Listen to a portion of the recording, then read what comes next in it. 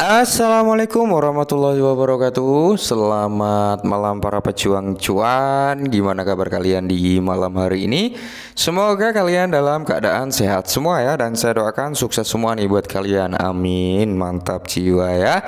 Dan tentunya buat teman-teman semua, buat rekan-rekan semua ya, tetap semangat dan selalu kurangi sambat. Ingat, perlu ingat ting, ya kan? Secangkir kopi harus selalu ada ya kan? Buat menemani kesempatan di malam hari ini teman-teman untuk melihat rekondisi daripada keadaan cryptocurrency yang dimana kalau kita lihat bersama-sama teman-teman sebenarnya di sini untuk keadaan market cap-nya mengalami penurunan sekitar 10 billion kembali teman-teman ya, karena terakhir kita bahas itu tadi siang berada di area 1 triliun 43 billion ya.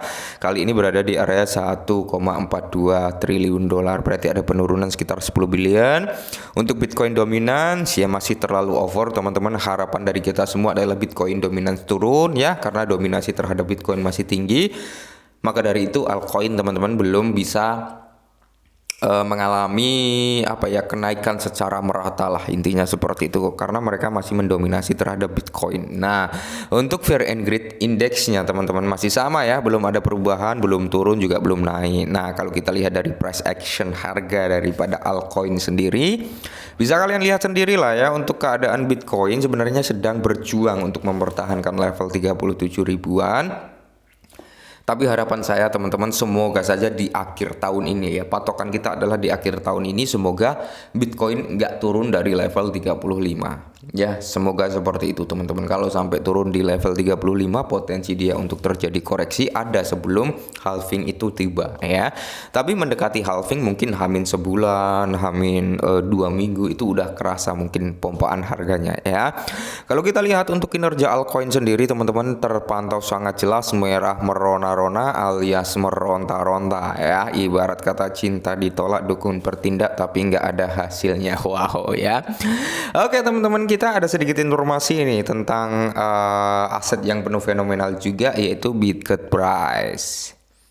Informasi yang pertama datang dari MicroTree teman-teman, di mana MicroTree ini ya memberikan suatu untuk merayakan kolaborasi dengan Bitget Price. MicroTree.io ya menjadi co-host secara acara dengan Bitcard. Nah, total hadiah hingga $2.000 meliputi prize sebesar $1.000 ya teman-teman. Ini dalam bentuk prize, mungkin bukan dalam bentuk dolar gitu teman-teman. Dan di sini ada 100 ID MicroTree tingkat 2 yaitu $1.000.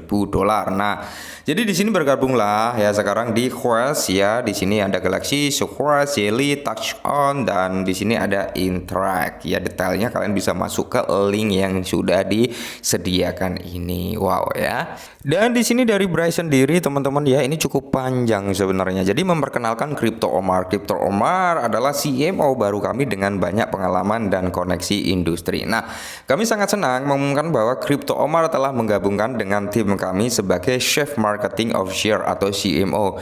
Dengan pengalaman luas dalam industri kripto, Crypto Omar menghadirkan perspektif segar dan banyak pengetahuan untuk proyek kami. Setelah bekerja sebagai manager call, key opinion leader untuk berbagai proyek Web3, Crypto Omar memahami seluk-beluk lanskap kripto yang tidak ada duanya. Nah, dengan rekam jejaknya 8 tahun dalam pemasaran kripto, dia telah mengasah keterampilannya dan mengembangkan strategi inovatif untuk mendorong pertumbuhan dan keterlibatannya. Salah satu aset terbesar Crypto Omar adalah jaringan koneksinya yang luas dalam industri kripto. Melalui pengalaman dan hubungan profesional selama bertahun-tahun, ia telah membina komunitas ahli, pemberi pengaruh, dan pemimpin pemikiran yang kuat. Koneksi ini tidak diragukan lagi akan terbukti sangat berharga seiring upaya kami mencapai tujuan proyek kami. Kami yakin bahwa keahlian dan koneksi industri kripto Omar akan mendorong proyek kami ke tingkat yang lebih tinggi lagi. Semoga saja ya teman-teman ya. Nah, jadi di sini ada beberapa teman-teman juga yang bertanya, Bang, sebenarnya Bryce ini gimana sih ya kan? Apakah developernya, apakah timnya ini nggak serius itu untuk ngerjain proyek-proyeknya ya? Karena kalau kita lihat dari segi proyeknya sampai saat ini belum ada yang menonjol. Jadi pertanyaan yang cukup bagus buat kita bahas teman-teman ya. Jadi memang teman-teman ya, saya kan jauh-jauh hari sebelumnya juga sudah pernah bilang ya, Bryce ini sebenarnya bagus. Yang disayangkan adalah dari segi proyeknya yang sudah ada gitu ya kan. Proyeknya itu sebenarnya bagus semua gitu teman-teman ya. Seperti real estate, Bitcoin exchange ya, Pybris, terus ada play to earn ya atau peer to peer ya kan. Nah, ada itu juga teman-teman ya. Dan masih ada banyak Hybris ini yang akan launching, masih banyak sebenarnya proyeknya yang udah launching aja lah ya. Sebenarnya serius nggak sih Bryce ini untuk ngerjain proyek-proyek yang udah ada kok sampai saat ini belum ada yang menonjol gitu ya. Kalau menurut saya pribadi teman-teman ya, kurangnya keterlibatan daripada tim Bryce untuk menjadikan proyek yang menonjol itu menjadi faktornya ya. Kita lihatlah ketika Bryce munculin produk ya kan, Hybris. Bukan Hybris belum launching ya.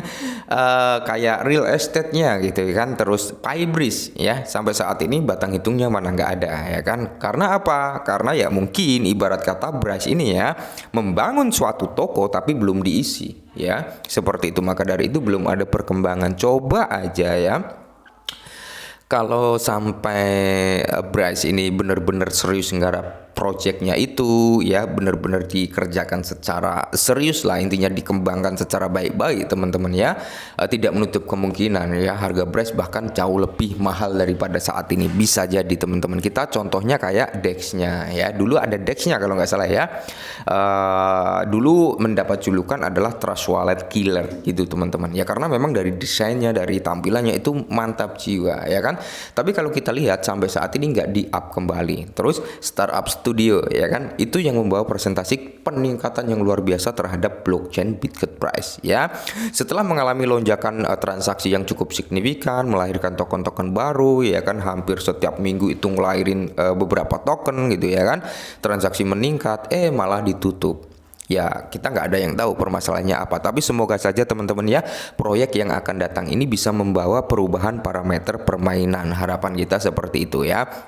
Jadi gini teman-teman ya, utamakan Dior sebenarnya ya. Disclaimer dulu sebelum kalian membeli aset. Kalau saya pribadi nih, Bang mau cut loss atau bertahan? Kalau saya masih bertahan teman-teman, selama developernya masih aktif, selama developernya masih mau kerja.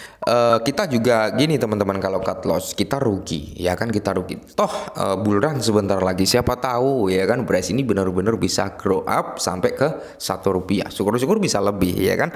Apalagi masih ada event Hybris pada tanggal 7 Desember ya, tinggal ngitung hari, berapa hari lagi sih, akhir bulan ini tinggal 3 harian lagi ya kan, 7 Desember ya, sekitar 10 harian lagi ada event besar.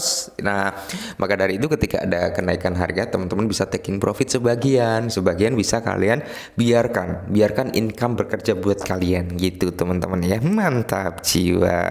Nah, di sini masih terkait dengan Crypto Omar teman-teman, di mana di sini tim Bryce yang membagikan giveaway spesial sebesar $500 dalam token BIF ya. Ini berbentuk token BIF. Token BIF adalah token meme buatan tim Bryce gitu teman-teman ya. Jadi ikutan Bitget Bryce dan Crypto Omar. Nah, retweet, tandai temenmu dan komentari alamat dompet BIP 20 kalian. Siapa tahu ya kan, cuman retweet ya kan, tag beberapa temen ya kan, terus kalian mencantumkan dompet BIP 20 kalian, siapa tahu kalian yang menang. Nggak ada yang tahu ya, iseng-iseng berhadiah.